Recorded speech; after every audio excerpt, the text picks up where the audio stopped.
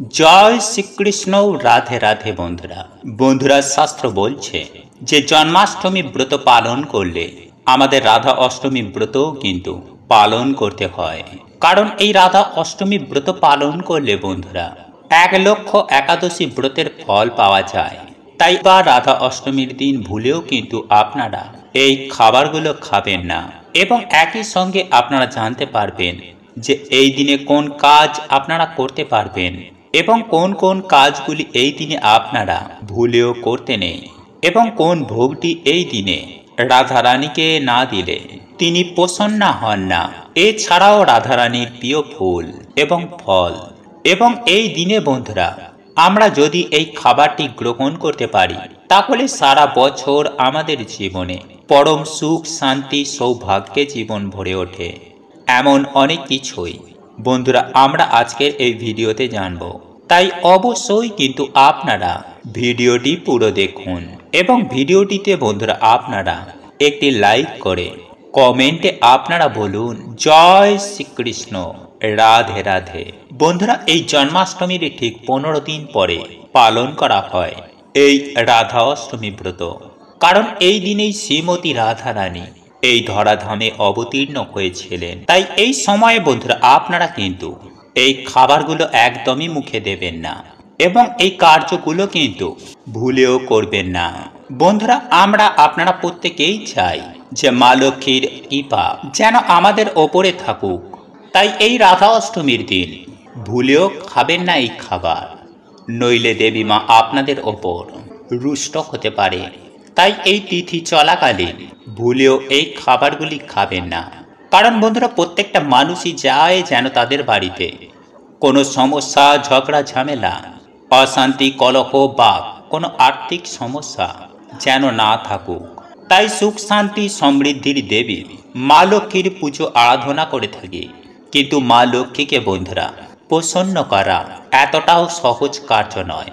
মা লক্ষ্মী যে সহজে প্রসন্ন হন না, আর যার ওপরে তিনি একবার প্রসন্ন হয়ে যান তাকে জীবনেও আর কখনো পেছন ঘুরে দেখতেও হয় না। মা লক্ষ্মী তার সত্যিকারের ভক্তদের কখনো না কখনো অবশ্যই কৃপা করেন, আর আমাদের ভক্তিতে প্রসন্ন হয়ে আমাদের বাড়িতেও তিনি বিরাজ করেন। তাই আমাদের বাড়িতে মা লক্ষ্মী প্রবেশ করার আগে এই সংকেতগুলো বারবার তিনি দেন। তাই শাস্ত্র অনুসার বন্ধুরা এই সংকেতগুলো খুব ভাগ্যশালী ব্যক্তিরাই পায়। তাই আপনি যদি এই দিনে এই সংকেতগুলি পেয়ে থাকেন তাহলে বন্ধুরা আপনি নিশ্চয়ই বুঝতে পারছেন যে আপনি কতটা ভাগ্যশালী। কারণ খুব তাড়াতাড়ি আপনাদের বাড়িতে মা লক্ষ্মীর কৃপা হবে। আপনাদের দুঃখের দিন শেষ, এইবার সুখের দিন শুরু। খুব তাড়াতাড়ি আপনাদের জীবনে সৌভাগ্যের আগমন হবে। কারণ মা লক্ষ্মীর কৃপায় দিন দুঃখী ভিখারিও রাজায় পরিণত হয়ে যায়। তাই যদি বন্ধুরা আপনারা এই সব সংকেতগুলো জানতে চান তাহলে অবশ্যই কিন্তু পুরো ভিডিওটি দেখবেন। এবং আপনারা যদি এখনো পর্যন্ত আমার চ্যানেলে নতুন হয়ে থাকেন তাহলে চ্যানেলটি সাবস্ক্রাইব করে পাশে থাকা নোটিফিকেশন বেল আইকনটি অন করে রাখবেন। তাহলে নতুন কিছু জানতে পারবেন, নতুন কিছু শিখতে পারবেন। নাম্বার 1, টিকটিকি। বন্ধুরা, যদি আপনারা বাড়িতে 3টি টিকটিকিকে একই জায়গায় দেখতে পান তাহলে এটি বাড়িতে মা লক্ষ্মীর আগমনের সাক্ষাৎ সংকেত দিচ্ছে। যদি একটি টিকটিকিকে আপনারা অন্য একটি টিকটিকির পেছন করতে দেখেন তাহলে এটি বাড়িতে উন্নতির সাক্ষাৎ সংকেত বোঝায়। বন্ধুরা, এছাড়াও তুলসী মঞ্চে যদি আপনারা টিকটিকি দেখতে পান তাহলে এটাও খুব ভালো সংকেত বলেই মনে করা হয়। তাই যদি কোনো বিশেষ দিনে আপনারা এমনভাবে টিকটিকিকে দেখতে পান তাহলে তার ওপরে অবশ্যই আপনারা চাল ও সিঁদুর দেবেন। এতে বন্ধুরা দুর্ভাগ্য কেটে সৌভাগ্যের আগমন হবে। নাম্বার 2, কালো পিঁপড়ে। বন্ধুরা, জ্যোতিষশাস্ত্র অনুসার কালো রঙের পিঁপড়ে মা লক্ষ্মীর সংকেত বোঝায়। তাই বাড়িতে যদি হঠাৎ করে কালো রঙের পিঁপড়েরা গোল গোল করে ঘুরতে থাকে তাহলে এটাও কিন্তু বাড়িতে মা লক্ষ্মীর আগমনের সংকেত বোঝায়। তাই এই দিনে কালো রঙের পিঁপড়ে দেখতে পেলে তাকে আটা বা চিনি খেতে দিতে কিন্তু একদম ভুলবেন না। এতেই বন্ধুরা কিছু দিনের মধ্যেই আপনাদের দুর্ভাগ্যের নাশ হয়ে যাবে।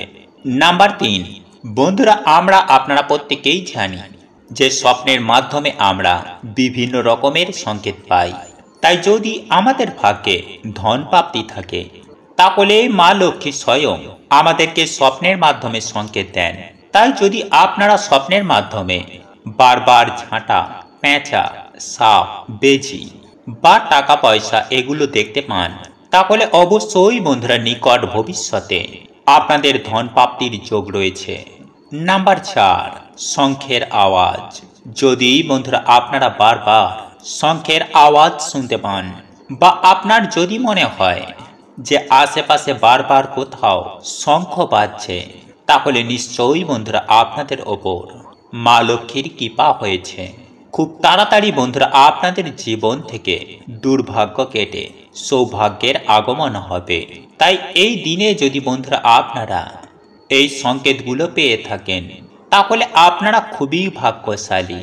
নাম্বার 5, বন্ধুরা শাস্ত্রে কিছু পাখিকে বাড়িতে আশেপাশে আসা বা বাড়িতে থাকা খুবই শুভ বলে মনে করা হয়েছে।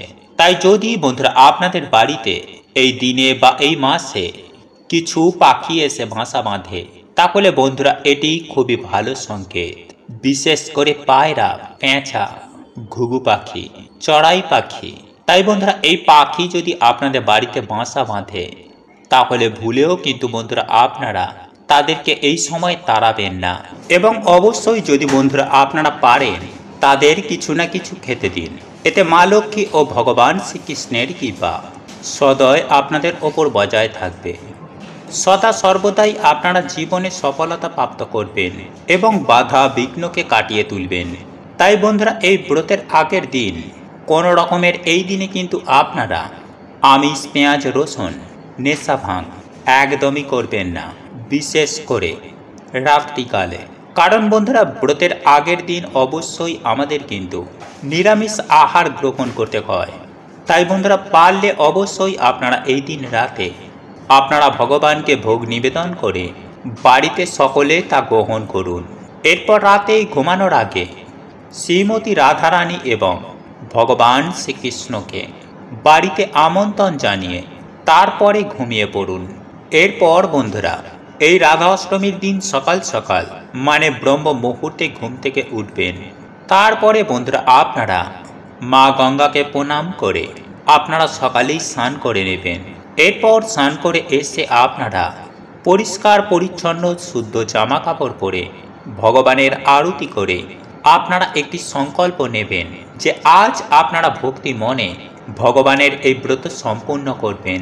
নাম্বার 6, এছাড়াও বন্ধুরা এই দিনে কোনো রকমের কিন্তু কোনো খারাপ কার্য বা অধার্মিক কার্য একদমই করবেন না।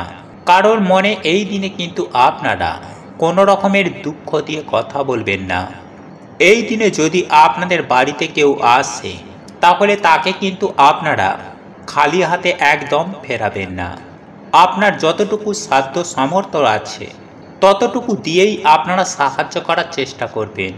কারণ বন্ধুরা এই দিনেই স্বয়ং ভগবান শ্রীকৃষ্ণ ও শ্রীমতী রাধারানী ভক্তের পরীক্ষা নিতেই কী রূপে চলে আসেন তা কেউ বলতে পারে না। তাই এই দিনে বন্ধুরা আপনারা বেশি বেশি করে হরিনাম করুন, গীতা পাঠ করুন বা গীতা শ্রবণ করুন এবং আপনার সাধ্য ও সামর্থ্য অনুযায়ী বন্ধুরা এই দিনে ভগবানের পুজো দিতে কিন্তু একদম ভুলবেন না। এবং এই দিন সন্ধ্যাবেলায় আপনারা তুলসী মঞ্চে একটি প্রদীপ দেখান। এই দিনে ভগবানের আপনারা আরতি করুন। এছাড়াও এই দিনে বন্ধুরা শ্রীমতী রাধারানীর সবথেকে প্রিয় ফুল এবং ফল হচ্ছে গোলাপ এবং আতা। তাই এই দিনে বন্ধুরা অবশ্যই কিন্তু এই ফুল এবং ফল শ্রীমতী রাধারানীকে অবশ্যই নিবেদন করুন। এছাড়াও সাদা বা হলুদ সুগন্ধি ফুল এবং পদ্ম শ্রীমতী রাধারানীর খুবই প্রিয়। তাই বন্ধুরা পারলে আপনারা এই দিনে এই ফুলগুলি দিয়ে সিংহাসন বা রাধারানীর ফটো বা মূর্তিকে ভালো করে সাজান এবং এই দিনে শ্রীমতী রাধারানীকে যে ভোগগুলি নিবেদন করবেন তা হচ্ছে ক্ষীর, রাবড়ি, মালপোয়া, রাধাবল্লভী বা অন্নভোগ এবং তা প্রত্যেক ভোগে যেন বন্ধুরা রাধারানীর প্রিয় তুলসী পাতা থাকে, নাম্বার 7, বন্ধুরা এই দিনে আপনারা যারা ব্রত রাখছেন তারা দুপুরে রাধারানীর মহা অভিষেক এবং মহাব্রত পালন করার পর সেই প্রসাদ আপনারা সকলকে বিতরণ করে দুপুর 12টার পর আপনারা এই প্রসাদ খাবেন। এবং এই দিনে সবাই কিন্তু আপনারা কোনো রকমের মাছ, মাংস, ডিম, পেঁয়াজ, রসুন এবং কোনো রকমের নেশা ভাঙ বা পরনিন্দা কিন্তু একদমই করবেন না। এছাড়াও বন্ধুরা যাদের বাড়ির ঠাকুর ঘরে এই একটি জিনিস থাকে তাহলে সেই বাড়িতেই মা লক্ষ্মী সদয় বিরাজ করেন। হ্যাঁ বন্ধুরা, মানে সেই বাড়িতে কখনো দুঃখ দারিদ্রতা ঘিরে ধরতে পারে না। তাই বন্ধুরা যদি আপনাদের ঠাকুর ঘরে এই জিনিসটি যদি না থাকে তাহলে অবশ্যই বন্ধুরা এই জিনিসগুলো কিনে এনে আপনার ঠাকুর ঘরে রেখে দিন, যদি চান যে আপনাদের বাড়িতে মা লক্ষ্মীর কৃপায় সদয় সুখ শান্তি বিরাজ করুক, ধন দৌলতে আপনাদের বাড়িতে সদা সর্বদাই ভরপুর হয়ে থাকুক। তাহলে বন্ধুরা অতি অবশ্যই এই ভিডিওটিতে বলা এই একটি মাত্র জিনিস আপনারা আপনাদের ঠাকুর ঘরে এনে অবশ্যই রেখে দিন। কারণ অনেক সময় বন্ধুরা কি হয় যে কোনো নেগেটিভ ঊর্জার ফলে আমাদের বাড়িতেই বিভিন্ন রকমের সমস্যা লেগেই থাকে, মনের ইচ্ছা পূর্ণ হয় না। কিন্তু বন্ধুরা এই জিনিসটি এতটাই পবিত্র যে এই জিনিস বাড়িতে থাকা মাত্রই সেখানে কোনো রকমের নেগেটিভ এনার্জি বাস করতে পারে না এবং মা লক্ষ্মী সেই বাড়িতে নিজে দৌড়ে আসেন। এর জন্যই আমাদের শাস্ত্রে এই জিনিসগুলিকে ঠাকুর ঘরে রাখতে বারবার বলা হয়েছে। তাই চলুন বন্ধুরা এইবার আমরা জেনে নিই সেই জিনিসগুলোর ব্যাপারে, যার মধ্য থেকে আপনারা অন্তত পক্ষে একটি জিনিস হলেও বাড়িতে এনে রাখবেন। তাহলে আপনাদের আয় উন্নতি কেউ আটকাতে পারবে না। আপনাদের জীবনে এবং আপনাদের পরিবারে সুখ শান্তি সমৃদ্ধি থাকুক। ভগবানের আশীর্বাদে আপনারাও কোটি কোটি টাকার মালিক হয়ে উঠতে চান তাহলে ভিডিওটি পুরো অবশ্যই দেখুন। বিশেষ করে যারা দিন রাত্রি অক্লান্ত কঠোর পরিশ্রম করার পরেও অর্থ উপার্জনে ব্যর্থ, যাদের হাতে অর্থ একেবারেই থাকে না, যারা অর্থ উপার্জন করার কোনো উপায় খুঁজে পাচ্ছে না যে কিভাবে নিজের জীবনটাকে চালাবেন, তাদের উদ্দেশ্যে বলি যে অতি অবশ্যই আজকের ভিডিওটি আপনারা শেষ পর্যন্ত দেখুন। আমি আশা করছি ভিডিওটি দেখে আপনারা উপকৃত এবং সমৃদ্ধ হবেন। বন্ধুরা আপনারা প্রত্যেকেই জানি যে এই পবিত্র ভাদ্র মাস নানান দিক থেকে নানানভাবে আমাদের কাছে অত্যন্ত গুরুত্বপূর্ণ একটি মাস। শাস্ত্রমতে এই পবিত্র মাসকে মা লক্ষ্মী এবং প্রভু শ্রীকৃষ্ণের প্রিয় মাস বলেই মনে করা হয়ে থাকে। কারণ এই মাসে পরমেশ্বর ভগবান শ্রীকৃষ্ণ তথা শ্রী রাধিকা রানী জন্মগ্রহণ করেছিলেন। তাই এই পবিত্র ভাদ্র মাসেই জন্মাষ্টমী ব্রত পালনের সাথে সাথে রাধা অষ্টমী ব্রত পালন করা হয়ে থাকে। দেখুন বন্ধুরা, তন্ত্রশাস্ত্র এবং হিন্দু শাস্ত্র মতে এমন ছোট ছোট কয়েকটি উপায় বা টোটকা রয়েছে, সেগুলি যদি এই ভাদ্র মাসে করা যায় তাহলে কিন্তু যেরকম পরিবারের সৌভাগ্য বহন করে নিয়ে আসে, ঠিক তেমনই এই ভাদ্র মাসকে যেহেতু শূন্য মাস বলা হয়, ঠিক সে কারণে এমন কিছু কাজ বা বিষয় আছে যেগুলি আমাদের এড়িয়ে যাওয়া প্রয়োজন। দেখুন বন্ধুরা, আমাদের প্রত্যেকের মধ্যে কখনো না কখনো খেয়াল এসেছে যে লোক মাঝে মধ্যে লটারি কেটে বড়লোক হয়ে যায়, ধনী হয়ে যায়। কিন্তু আপনারাই বলুন, লটারি কি সবাই পায়? বন্ধুরা, সবার ভাগ্যে কিন্তু লটারি পাবার যোগ তৈরি হয় না। যেহেতু আমাদের প্রত্যেকের স্বাধীনতা প্রয়োজন, সেহেতু আমরা প্রত্যেকেই কিন্তু অক্লান্ত পরিশ্রম করি অর্থ উপার্জনের জন্য। কিন্তু সেই পরিশ্রমের অর্থ যখন জীবন পরিচালনার ক্ষেত্রে খুব কম হয়, তখন আমরা মেতে উঠি ভাগ্যের খেলায় বা ভাগ্যের পরীক্ষা নিতে। আর এই ভাগ্যের পরীক্ষা করতে গিয়েই আমাদের নিজেদের অর্থনৈতিক অবস্থা পরিবর্তন করতে গিয়ে আমরা কিন্তু এই লটারির টিকিট কেটে থাকি। বন্ধুরা, একথা সত্য যে লটারি কিনলেই আর লটারি জেতা যায় না। কিন্তু আজ আমি আমার এই ভিডিওটির মাধ্যমে এমন একটি লটারি বা জুয়া খেলা টোটকা আপনাদের জানিয়ে দেব, যা প্রয়োগ করে আপনারা লটারিতে জয়ী হতে পারেন। আর এই উপায় বা ক্রিয়াটি একেবারে পরীক্ষিত এবং প্রমাণিত। তবে এই উপায় বা ক্রিয়াটি আপনাদের লটারির টিকিট কাটার আগেই করতে হবে। বন্ধুরা, এই উপায় বা ক্রিয়াটি অত্যন্ত সহজ এবং খুব ইজিলি আপনারা করতে পারেন। তবে এই উপায় বা ক্রিয়াটি সম্পর্কে আপনারা কাউকে বলবেন না যে এই টোটকা বা উপায়টি আপনারা করেছেন। বন্ধুরা, এই উপায় বা টোটকাটি আপনাদের করতে হলে অবশ্যই আপনারা কিন্তু একটি লজ্জাবতী গাছের শিকড় আপনাদেরকে সংগ্রহ করতে হবে। বন্ধুরা, এই লজ্জাবতী গাছের শিকড় আপনারা কিন্তু আপনাদের ঘরের আশেপাশেই পেয়ে যাবেন। তবে মনে রাখবেন, কোনো নার্সারিতে গিয়ে কিংবা কোনো ফুলের দোকানে গিয়ে অথবা যেখানে শিকড় বাকড় বিক্রি করা হয় সেই রকম কোনো জায়গাতে গিয়ে আপনারা কিন্তু এই লজ্জাবতী গাছের শিকড়টি সংগ্রহ করবেন না। বন্ধুরা, আপনারা আপনাদের নিজের ঘরের আশেপাশে কিংবা অন্যত্র কোথাও যেটা আপনি জানেন যেখানে লজ্জাবতী গাছ রয়েছে, সেখান থেকেই কিন্তু আপনাদেরকে এই গাছটিকে সংগ্রহ করতে হবে। এই লজ্জাবতী গাছটিকে কাজে লাগিয়ে আপনাদেরকে লটারি কাটতে হবে। এর ফলে কিন্তু অর্থপ্রাপ্তির যোগ আপনাদের জীবনে কিন্তু 10 গুণা বেড়ে যাবে।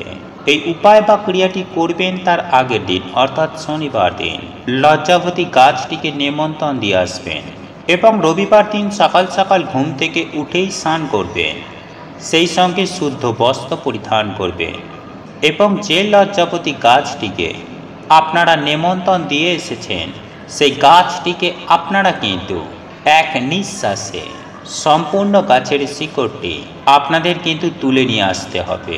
তবে একটি বিষয় মাথায় রাখবেন, আপনারা স্নান করার পর যেন আপনাদেরকে কেউ স্পর্শ যেন না করে, অর্থাৎ যে এই উপায় বা টোটকাটি করবেন তাকে যেন কেউ স্পর্শ না করে। আর এই বিষয়টি অতি অবশ্যই মাথায় রাখবেন, নইলে কোনো ফলাফল পাবেন না।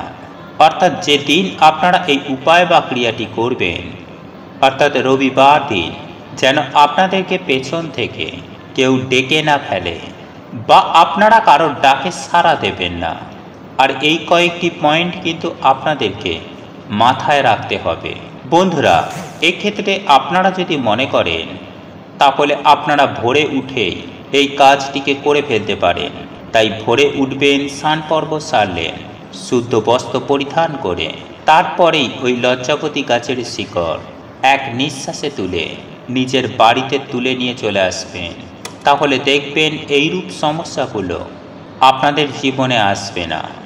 আর যে আমি আপনাদেরকে বললাম যে রবিবার দিন এই উপায় বা ক্রিয়াটি করবেন, তাহলে শনিবার দিন লজ্জাবতী গাছকে নেমন্তণ দিয়ে আসবেন। দেখুন বন্ধুরা, প্রথমত শনিবার দিন এই লজ্জাবতী গাছটিকে দেখতে হবে যে আপনাদের আশেপাশে কোথায় আছে এবং সেই গাছটিকে আপনারা বলে আসবেন, হে লাজবন্তী, তুমি আমার লাজ রেখো। অর্থাৎ যে কাজের জন্য আপনারা এই লজ্জাবতী গাছের শিকড় তুলে আনবেন সেই কাজটি কিন্তু আপনারা লজ্জাবতী গাছকে চুপিসারে বলে আসবেন। তারপরে আপনাকে কিন্তু এই উপায় বা টোটকাটি করতে হবে।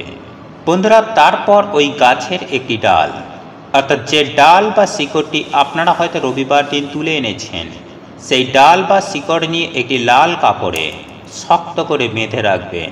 তারপর ওই লাল কাপড়টি পুরুষেরা ডান হাতে এবং মহিলারা বাম হাতে ধারণ করে লটারির টিকিট কাটলে একটা জয় লাভ করার যোগ সৃষ্টি হয় ভাগ্যে। তাই বন্ধুরা, এই উপায় বা ক্রিয়াটি আপনারা আগামীকাল অবশ্যই করুন, কেননা ফলাফল পাবেন হাতে নাতে। বন্ধুরা, হিন্দু শাস্ত্র থেকে শুরু করে আমাদের বাস্তুশাস্ত্রে এই জিনিসগুলির বিশেষ মাহাত্ম্য দেওয়া হয়েছে এবং এইগুলির মধ্যে যে কোনো একটি আপনার গৃহে থাকলে এর সুপ্রভাবে দূর হবে আপনার সংসার থেকে অভাব অনটন, সেই সঙ্গে দূর হবে অশুভ শক্তি তথা ঘুরতে পারে আপনার সৌভাগ্য। বন্ধুরা, আমি সবার প্রথমেই বলবো, লাফিং বুদ্ধ মূর্তি, বিভিন্ন বাস্তু নিয়ে বাস্তুশাস্ত্র বহু ধরনের ব্যাখ্যা দিয়ে থাকেন। আর এই রকমই বাড়িতে রাখা একটি বস্তু হলো লাফিং বুদ্ধ, যার মাধ্যমে সৌভাগ্য সমৃদ্ধি ফিরে আসে বলে মনে করা হয়। তাই জীবনে সুখ সমৃদ্ধি বয়ে আনতে বাজার দোকান থেকে বাড়িতে কিনে আনুন লাফিং বুদ্ধার মূর্তি। বুধবার যেহেতু ভগবান গণেশজির দিন, সেহেতু ওনার আশীর্বাদ পাবেন, সাথে মা লক্ষ্মীর কৃপা দৃষ্টিও পাবেন। তবে বাস্তু বিশেষজ্ঞদের পরামর্শ নিয়ে বাড়ির বাস্তু অনুযায়ী মূর্তিটি রাখবেন। দেখবেন জীবনে অবশ্যই সাফল্য আসবে। তবে এই লাফিং বুদ্ধ নির্দিষ্ট জায়গায় না রাখলে তার ফল বিপরীত হতে পারে, এমনই আশঙ্কা বহু বাস্তুশাস্ত্রবিদদের। তাহলে এখন দেখে নেওয়া যাক যে সৌভাগ্য ফেরাতে লাফিং বুদ্ধকে গৃহের কোন দিকে রাখা উচিত। বন্ধুরা, বাড়ির কোন সদস্যর যদি চাকরি পেতে দেরি হয়, তাহলে দক্ষিণ পূর্ব দিকে রেখে দিন লাফিং বুদ্ধা। এতে চাকরি এবং ক্যারিয়ারের ক্ষেত্রে সৌভাগ্য ফেরে বলে দাবি অনেক বাস্তুশাস্ত্র বিশেষজ্ঞদের। দ্বিতীয় যে জিনিসটি কিনে আনবেন তা হল নারকেল। হিন্দু শাস্ত্রে নারকেলের ব্যবহার অপরিহার্য। একটি জলপূর্ণ ঘটের ওপরে শীষযুক্ত ডাব বা একটি গোটা নারকেল না দিলে কিন্তু হিন্দুদের পুজো যেন অসম্পূর্ণ বলে মনে করা হয়। এছাড়াও যে কোনো পবিত্র শুভ কাজে বা পূজা পার্বণের ক্ষেত্রে এই নারকেলকে খুবই পবিত্র ফল হিসাবে শাস্ত্রে গণ্য করা হয়েছে। তবে কেবলমাত্র পুজো অর্চনার ক্ষেত্রেই নয়, জ্যোতিষ শাস্ত্র এই নারকেলকে বিশেষ গুরুত্ব দিয়েছে। জ্যোতিষ মতে নারকেল যে কোনো মানুষের ভাগ্য ফিরিয়ে দিতে পারে এবং দুর্ভাগ্যকে সৌভাগ্যে পরিণত করতে পারে। এছাড়াও এই নারকেলকে শাস্ত্র মতে শ্রীফল বলে অভিহিত করা হয়েছে, যা মা লক্ষ্মীর অত্যন্তই একটি প্রিয় ফল।